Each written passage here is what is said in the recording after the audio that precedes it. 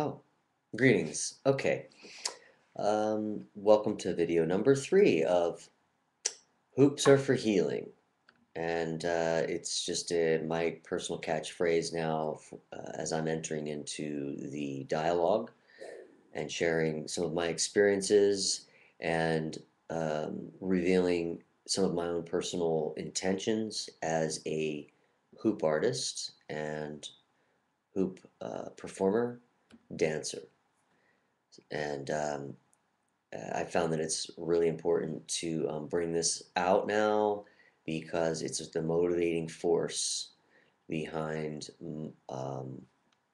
within the passion that I am now practicing as I utilize and um, express body movement and healing processes in my body um,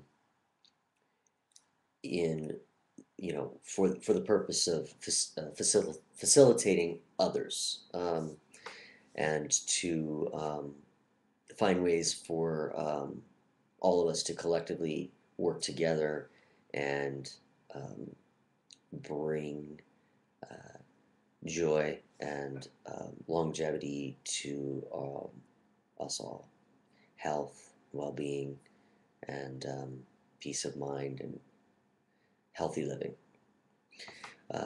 So this video is really mainly designed to focus on the things that I am changing in my own personal walk um, of life, uh, so as to enhance and amplify the experience that I am finding so much joy with as I perform with hoops.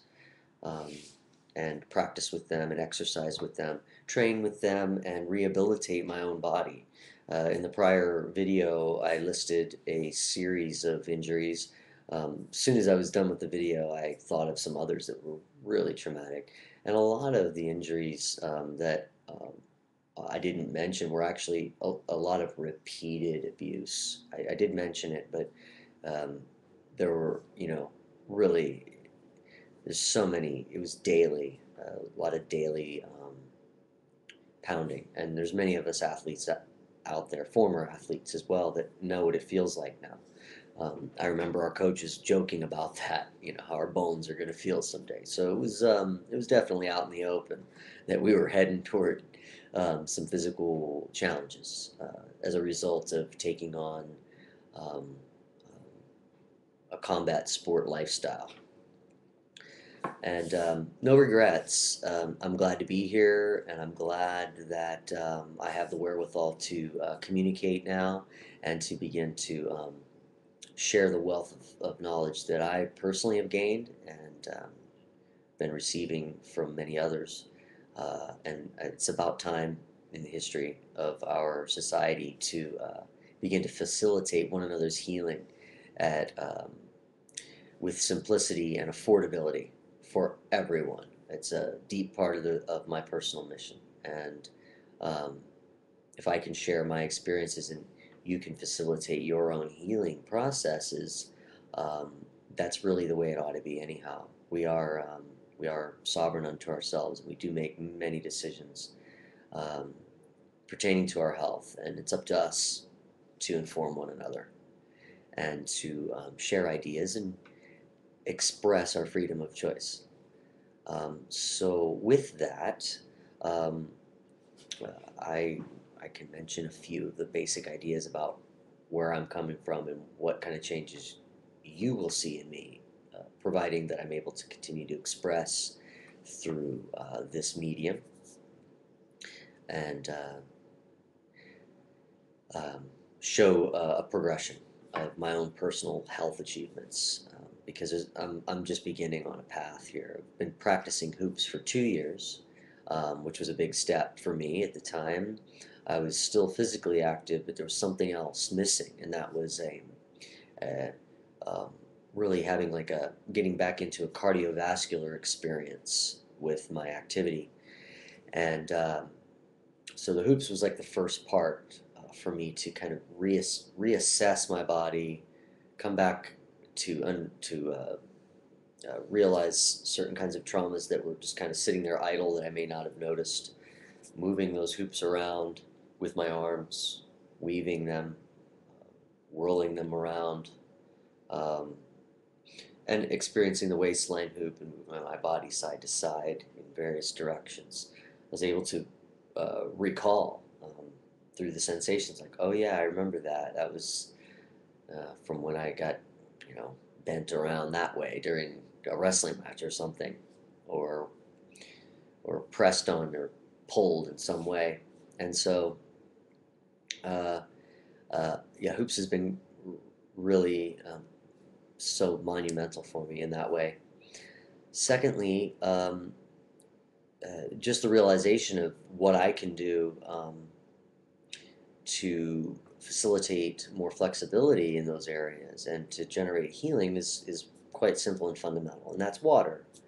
Um, uh, you know, going through more sedentary experiences in life, sometimes it's easy to lose track of where our body hydration is, and especially if we choose to begin physical activity again. We'll discover something may not be right, or if our energy levels go down, it can really be a very simple matter of just bringing water into our system, and equally important, exercising our breathing musculature, which is really our entire body, but reestablishing the expansion of our rib cage from top to bottom, the exercising of our neck muscles as we breathe. So many of them are involved. And, um, you know, just bringing in simple bringing oxygen into our bloodstream, bringing water, you know, H2O. Once again, there's oxygen involved, and our cells really need that, as we've learned, you know, in our common public school education. It's definitely shared information. It's just important for us to remind each other, and so I'm reminding myself, and that's what I began to do initially. And then, of course, taking a vitamin every day or two, finding something perhaps like a chelated style vitamin can be very helpful. I just picked up things through the grapevine. I've come to understand that can be helpful for um, the vitamin to actually assimilate into our body. Um, I don't really research everything that thoroughly. Word of mouth is a great way to learn. So, um, vitamins have been helpful. Vitamin B, I began incorporating omega oils into my meals, or like, you know, salad. Just dribbling that on with a little vinegar and spice. And so receiving oils and vitamins and minerals through various means, I've been able to um, probably experience some benefits. Um, and there's so much more available that I'm looking forward to moving towards. Eating greens is important, and that's something that I'm continuing to balance out.